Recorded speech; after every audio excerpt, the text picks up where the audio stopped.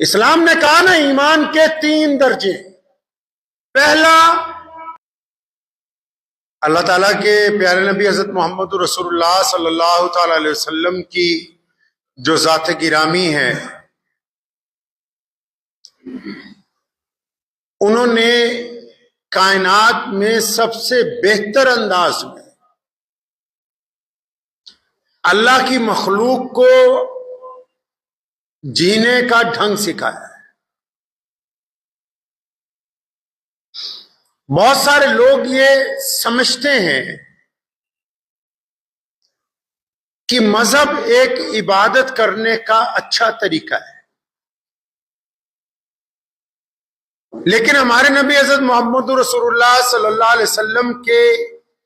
احکامات میں یہ بات واضح طور پر بتائی گئی کہ مذہب عبادت کا نہیں، زندگی گزارنے کا سب سے بہتر طریقہ ہے. اب اس زندگی کے گزارنے میں عبادت بھی ہے، ریاضت بھی ہے، کاروبار ہے، معاشرتی زندگی بھی ہے، سماجی زندگی بھی ہے، تو اس میں تمام چیزیں. حضور نبی علیہ الصلوۃ والسلام نے بڑے خوبصورت انداز میں تمام پہلوؤں پر روشنی ڈالی. روایتوں میں آتا ہے کہ ایک بستی پر اللہ حکم دیتے ہیں فرشتوں کو کہ عذاب نازل کرو. بڑے بڑے شیخ الحدیث، بہت نیک دل لوگ، بڑے بڑے کاروباری، نمازی، دیانتدار، ایماندار، بڑی باپردہ عورتیں، متقی، پرہیزگار، گلی گلی میں مسجدیں، ہر جگہ ایک دوسرے کے ساتھ ذکر اور اذکار کی محفلیں لگی ہوئی ہیں، نعتیں پڑھ رہے ہیں، بھوکوں کو کھانا کھلا رہے ہیں. تعلقات تو فرشتوں کے ذہن میں بات آئی کہ بھی اس بستی میں تو بہت اللہ والے ہیں، جو دنیاوی لحاظ میں وہ بھی اللہ کے قریب ہیں،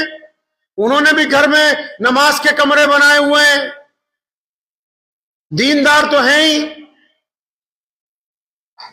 تو انہوں نے واپس ریپلائی کی اللہ تعالیٰ کو کہ اللہ یہ جس بستی پر آپ حکم دے رہے ہیں نا عذاب نازل کرنے کے لیے، یا اللہ اس میں تو آپ کے بہت سے مقرب بندے بھی رہتے ہیں. اب مقرب بندہ ضروری تو نہیں کہ بس وہ شکل صورت والا ہی ہو، کوئی بھی ہو سکتا ہے. تو انہوں نے اللہ تعالیٰ کو کہا یا اللہ یہاں تو بہت بڑھیا بڑھیا لوگ بھی تہجد بھی پڑھ رہے، اشراق کی نماز بھی پڑھ رہے ہیں، تو یہاں تو بڑے زبردست لوگ ہیں، تو اس لیے تھوڑا حکم میں ریویو کر لیا جائے کہ بھی یہی وہ بستی ہے جس کے اوپر عذاب نازل کرنے کا حکم دیا، کیا یہی وہ بستی ہے جس کو پلٹنے کا حکم دے دیا گیا. اللہ تعالیٰ کی طرف سے واپس رپلائی آتی ہے کہ ہاں یہی ہے، اور یہی ہیں وہ سارے بدبخت، یہی ہیں وہ سب بدماش. یا اللہ کیا ہوا، یہ تو نمازی ہیں، متقی ہیں، پرہیزگار ہیں. اللہ کہتے ہیں ٹھیک ہے، نمازی ہیں، متقی ہیں، پرہیزگار ہیں، لیکن جب میرے بندے پر، میرے کسی مظلوم پر، میری جو مخلوق بنائی ہوئی ہے ان پر کسی پہ مصیبت آتی ہے، دکھ آتا ہے، پریشانی آتی ہے، ظالم ان پر مسلط ہوتا ہے، کوئی چیختا ہے، کوئی روتا ہے، تو یہ بدبخت اپنے سجدے چھوڑ کے اس مظلوم کی مدد کرنے نہیں جاتے ہیں. اس لیے یہ بھی ان لوگوں میں شامل ہیں جو ظلم کرنے والے ہیں، اس لیے ان کو ظالموں کے ساتھ ہی لپیٹ کے جہنم کے اندر ڈال دو. 2 چیزیں ہیں اسلام میں، ایک ہے امر بالمعروف،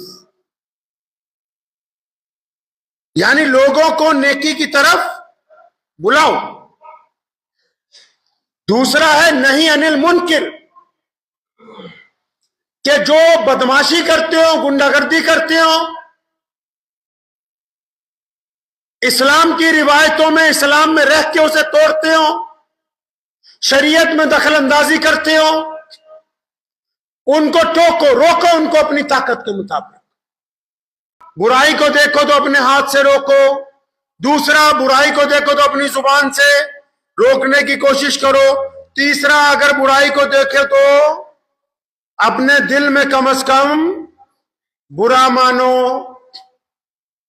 اب ہمارے طول و عرض کے اندر جو لوگ دیندار طبقہ بن گیا،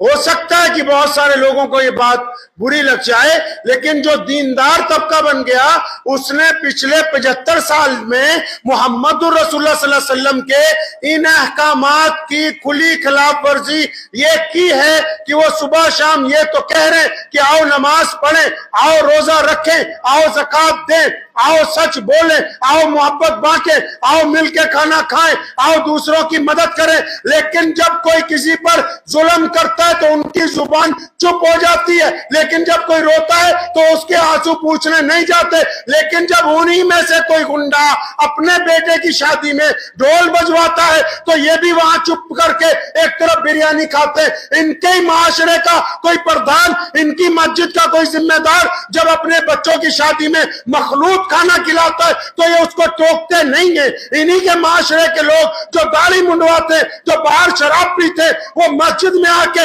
شورا کے ممبر بنتے ہیں تو یہ ان کو ٹوکتے نہیں ہیں، کیونکہ یہ لوگوں کو ملائی بانٹ کر کے اپنی رضامندی چاہتے ہیں، ناراضگی مول لے کے اللہ کی رضامندی نہیں چاہتے۔ یہ کس طرح ہو سکتا ہے؟ امر بالمعروف نہیں انل منکر، اسلام کی گاڑی کے دو فرنٹ پہیے، یہ ممکن ہے کہ ایک پہیہ لگا دیا جائے اور دوسرا نکال دیں اور گاڑی تیز رفتار کیا وہ چلے گی نہیں اپنی جگہ سے، اس کا کھڑا رہنا مشکل ہو جائے گا۔ رضامندی ڈھونڈ رہے ہیں، اللہ کو ناراض کر رہے ہیں۔ اچھے لوگ عمل میں اور نیت میں فرق آ گیا۔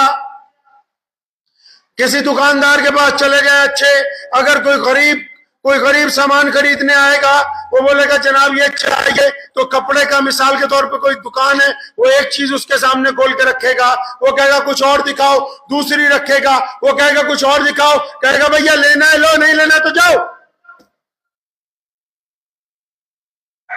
اب اسی دکاندار کے پاس کوئی رئیس زیادہ آ جائے، وہ اگر 10,000 چیزیں بھی کھلوا لے گا تو یہ اس کے سامنے چوں نہیں کرتا، تو اس کا مطلب یہ دوگلا بندہ ہے، اس کے اندر منافقت بھری ہوئی ہے، یہ بندے کی حیثیت دیکھ کے اس کے ساتھ معاملہ کرتا ہے۔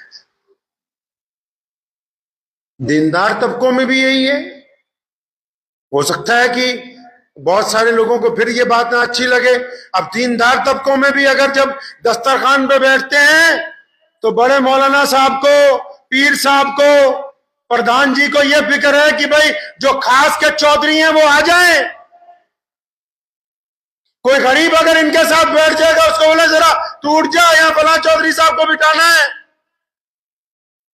محمد الرسول اللہ صلی اللہ علیہ وسلم بیٹھے ہوئے ہیں، کفار مکہ آئے، صحابہ بیٹھے، غریب صحابہ بیٹھے، مسکین صحابہ بیٹھے، اور انہوں نے کفار مکہ نے آ کے بیٹھنا شروع کیا، اور جب ان صحابہ کو پیچھے ہٹنا تھا اللہ نے جبرائیل کو بھیج دیا، اے میرے پیارے محبوب ان چودھریوں کو مت دیکھو، ان کی کوئی حیثیت نہیں ان کے مقابلے میں جو پہلے سے تمہاری مجلس کے اندر بیٹھے ہوئے۔ دیندار طبقہ اسلام کی بنیادی اصولوں سے کھلواڑ کر رہا ہے۔ یہ بات اب طے کون کرے گا کہ کس صف میں کون کھڑا ہوگا؟ محمد الرسول اللہ صلی اللہ علیہ وسلم بتا چکے، جو پہلے آئے گا وہ پہلے کھڑا ہوگا، جو بعد میں آئے گا وہ پیچھے کھڑا ہوگا۔